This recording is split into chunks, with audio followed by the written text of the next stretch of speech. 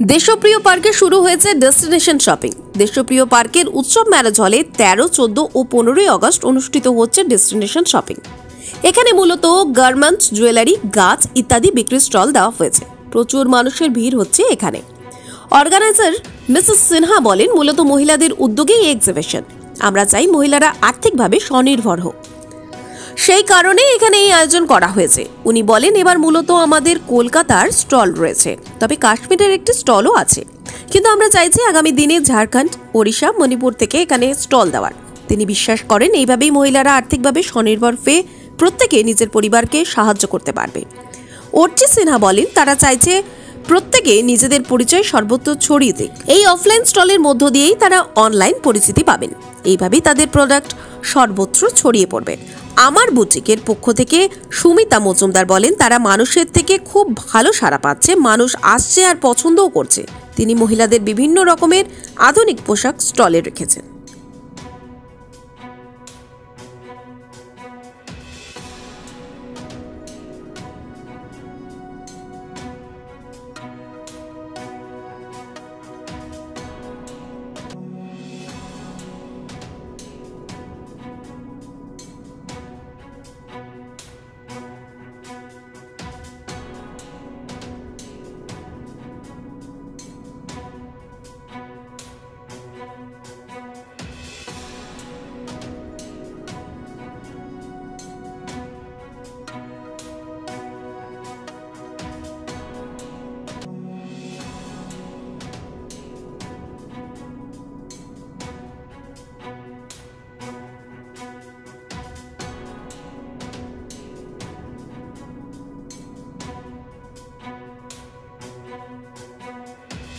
প্রাইসগুলো বেশ reasonable and variety আছে।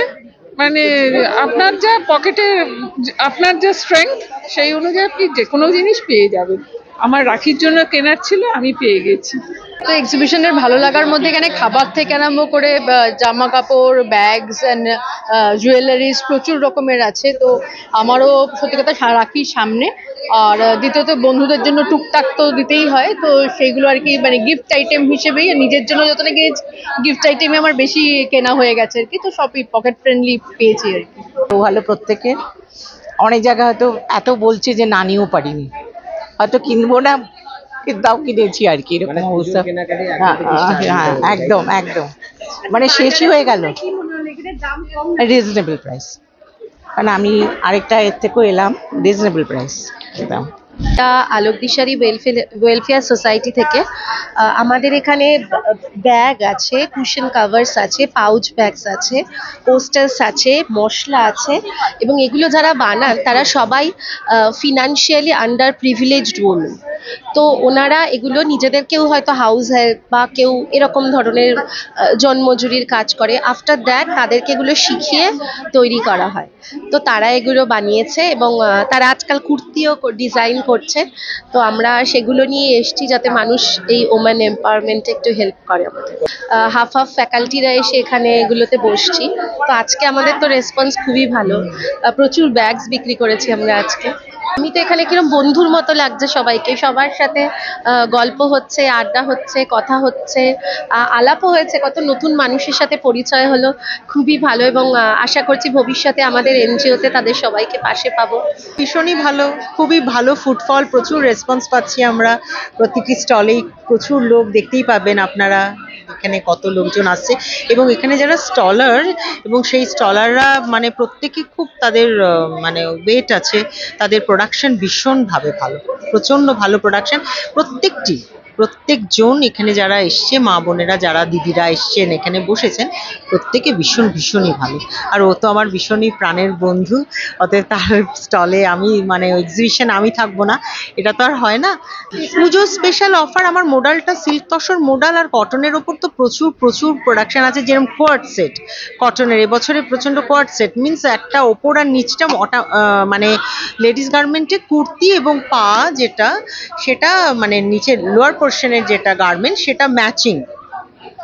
আর এইটা তারপরে মোডালের যেরকম আমার কাছে 3-4 রকমের ভ্যারাইটি হবে, যেরকম নুডল স্ট্র্যাপ দিয়ে ওপরে শ্রাগ, তারপরে 3 টায়ার সেট, তারপরে আপনার স্কার্ট টপ, ফ্রক, গাউন, এরকম নানান রকম, মানে আমার মোডালটা এবার ইন ফ্যাশন, আমার বুটিকের মোডালটা এবারে ইন ফ্যাশন। আর কটন প্রচুর আছে, প্রচুর।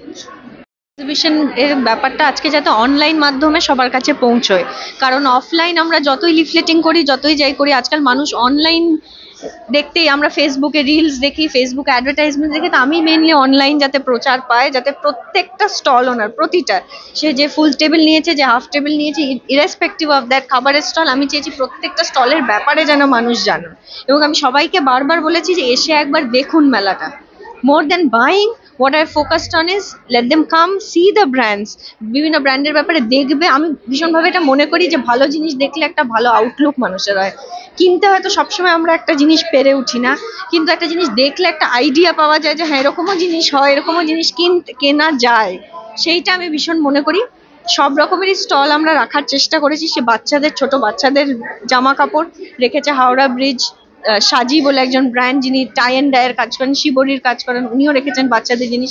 বিভিন্ন রকম এনজিওকে আমরা প্রমোট করার চেষ্টা করেছি। উই আর টুগেদার বলে আমাদের একজন এনজিও দুটো স্টল দিয়েছেন, they work with people dealing with depressions and mental awareness. AICW stall দিয়েছে আমাদের এখানে, ওদের ভীষণ পরিচিত নাইটি, পিলো কেস ওদের মেয়েরা করেছে, হ্যান্ড টাওয়েল করেছে। হ্যান্ড টাওয়েলের মধ্যে আমি তো ভীষণ 150 টাকা দাম, তার মধ্যে হ্যান্ড এমব্রয়ডারি করা, প্যাচ ওয়ার্ক করা, এরকম বিভিন্ন রকমের। এছাড়া শাড়ি, কুর্তি, ব্লাউজ, জুয়েলারি, এগুলো তো সব এক্সিবিশনেই থাকে। গাছের স্টল আছে, খাবারের একটু অন্য রকমের স্টল, এবং যিনি আমাদের বেকারি করেছেন উনিও নতুন শুরু করছেন, অনিন্দিতা ভট্টাচার্য।